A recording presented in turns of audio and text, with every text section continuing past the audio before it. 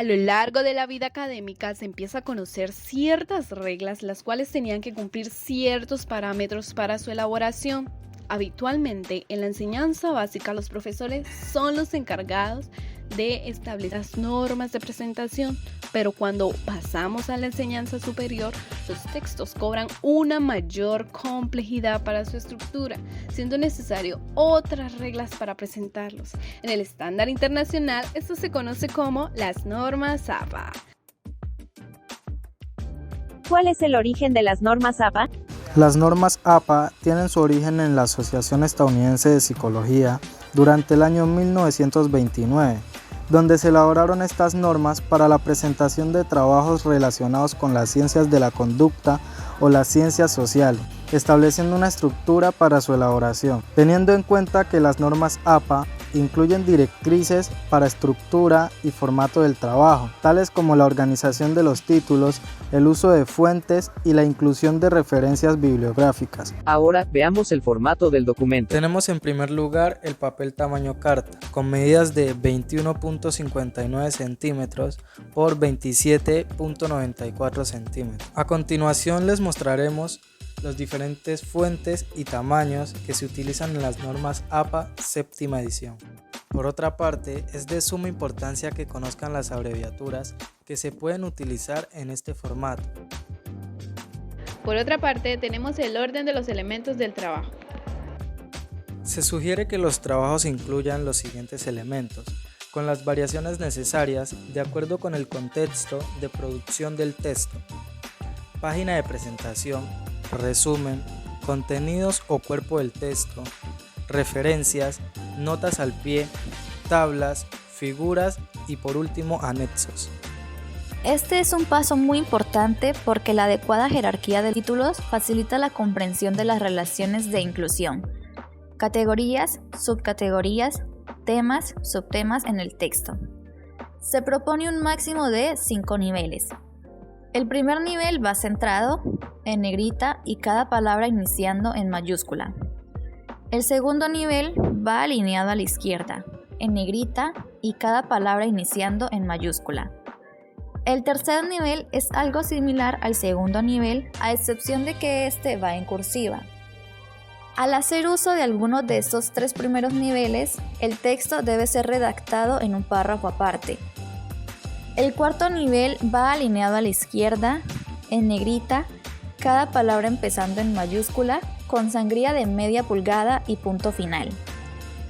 El quinto nivel es parecido al cuarto, pero con la diferencia de que este va en cursiva. Para estos 2 últimos niveles, el texto debe ser escrito en la misma línea. Se debe utilizar los niveles de títulos consecutivamente. Si el documento cuenta hasta con 3 niveles de títulos, entonces se debe utilizar los 3 primeros estilos de encabezado. Los títulos y subtítulos deben tener interlineado doble. ¿Qué es una cita? Cada vez que uses ideas de otros autores, se deberá dar crédito a estas ideas. El acto de acreditar estas palabras es conocido como citas. Además, en las normas APA séptima edición encontramos 2 tipos de cita. Cita textual. Se retoma la información tal como lo han expresado los otros autores. Para ese tipo de cita es necesario incluir el apellido del autor, el año de publicación y la página donde se retomó toda la información. Su formato varía de acuerdo con el énfasis de la cita. Cita parafraseada. Se elabora con tus propias palabras, pero manteniendo el sentido original. En esta cita es necesario incluir el apellido del autor y el año de publicación. Y sin olvidar que para citar existe una regla sumamente importante, ya que existen las citas cortas y las citas largas. Citas cortas tienen menos de 40 palabras, se integra en el párrafo y se pone entre comillas sin cursivas. Se escribe punto al finalizar la oración que incluye la cita. Citas largas son las que tienen más de 40 palabras. Estas se escriben aparte del texto con una sangría izquierda aplicada al párrafo de 1.27 centímetros y sin comillas. Y no debes olvidar que se conserva el tamaño de la letra y el interlineado. Referencia. Todo documento informativo con el estilo APA debe tener una lista de referencia. Veamos los elementos de la referencia. Hay 4 datos básicos comunes a todas las obras, que son el autor, quien es el responsable de la obra, la fecha, cuándo se publicó, título, cómo se llama la obra y fuente, donde se puede localizar. Cómo referenciar dependiendo de la variación del número de autores. Cuando es un autor, se incluye el apellido del autor, seguido del inicial del nombre. Cuando es de 2 a 20 autores, se mencionan todos los apellidos iniciales de nombre. El último elemento se une con I en español o con el símbolo ampersand en las fuentes de inglés u otro idioma. Más de 20 autores, se incluyen los primeros 19 autores y se omiten los siguientes con 3 puntos, hasta llegar al último autor. Sin autor, se inicia con el título de la obra. Plagio. El plagio es la acción de tomar trabajo, ideas, palabras o creaciones de otra persona y presentarlos como propios, sin darle algún tipo de crédito adecuado al autor original.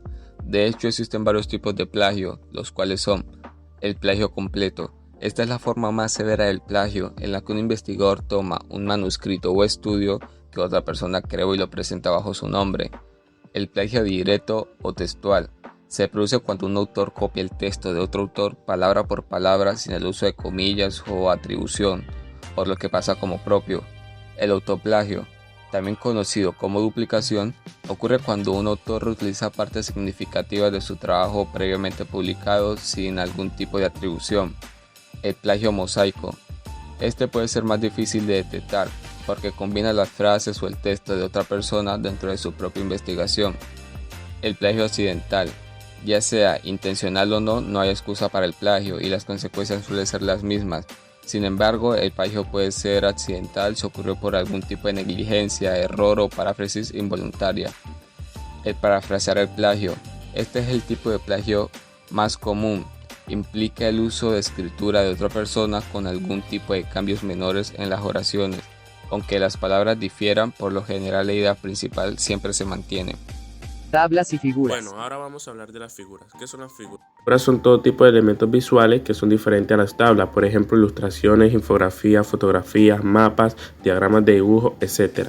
Estos tienen casi los mismos componentes que las tablas, sin embargo tienen pocas diferencias.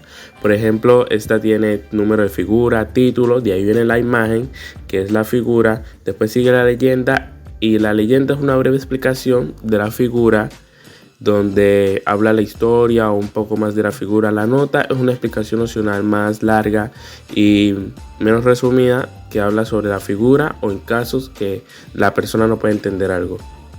En conclusión, las normas APA son útiles para la formación de competencias tanto de lectura como escritura en los estudiantes.